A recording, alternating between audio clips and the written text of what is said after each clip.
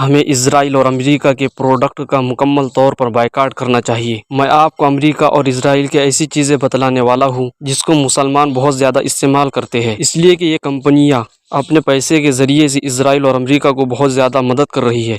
اگر ہم فلسطینی بھائیوں کی مدد نہیں کر سکتے تو ان چیزوں کا ضرور بائیکاٹ کریں جو ان کو مارنے کے لیے استعمال کیا جا رہا ہے۔ وہ چند چیزیں یہ ہے جس کا ہم بہت زیادہ استعمال کرتے ہیں: Coca Cola, 7 Up, Pepsi, Sprite, Fanta, Maggi, Pampers, Nokia کے mobile, Mirinda, Mountain Dew, Oreo, Kit Kat, Galaxy, Snickers, KFC، McDonald's, اور ہمارے نوجوان سب سے زیادہ گارنیئر استعمال کرتے ہیں، اور آلو چپ لیس نام کا پروڈکٹ، اورل بی برش، اور ڈو صابن، سرف ایکسل۔